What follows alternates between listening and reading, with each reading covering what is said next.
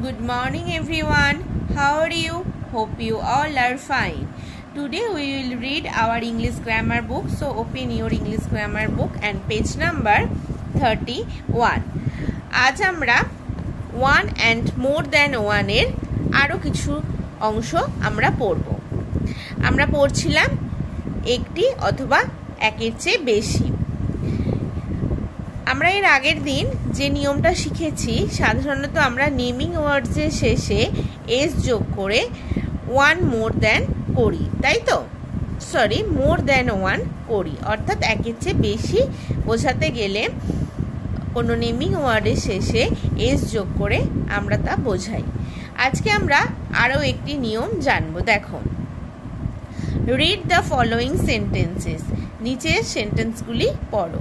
দেখো, 1 tomato, 2 tomatoes, 1 mango, 4 mangoes, 1 bus, 2 buses, 1 brush, 5 brushes। প্রত্যেকটারই দেখো শেষে ইএস যোগ হচ্ছে।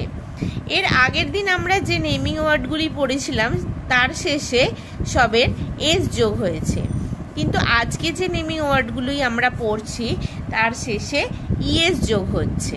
দেখো, 1 bench, 3 benches, 1 dish, 4 dishes, 1 glass, 3 glasses, 1 fox, 2 foxes, 1 watch, 3 watches, 1 box, 2 boxes।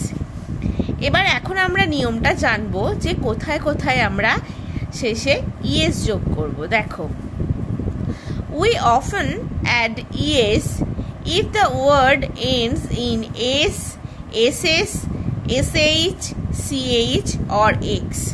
আমরা প্রায়ই কি করি? ইএস যোগ করি। কখন? যদি ওয়ার্ডের শেষে কি থাকে?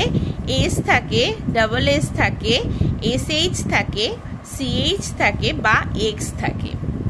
দেখো, এই প্রত্যেকটারই কিছু না কিছু আছে। এটার শেষে কি রয়েছে? ও রয়েছে, এটারও ও রয়েছে, এখানে বাসে এস রয়েছে,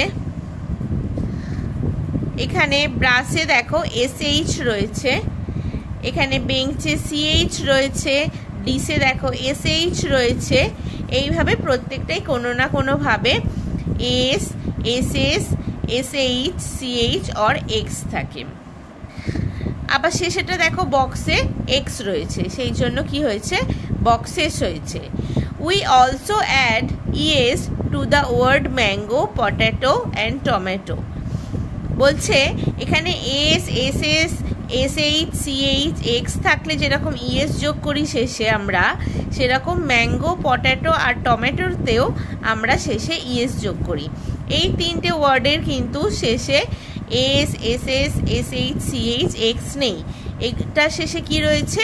ও রয়েছে, তাও আমরা এটা শেষে কি যোগ করি? ইএস যোগ করি।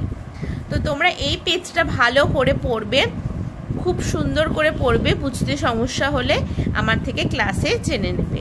সকলে ভালো থাকবে। বাই।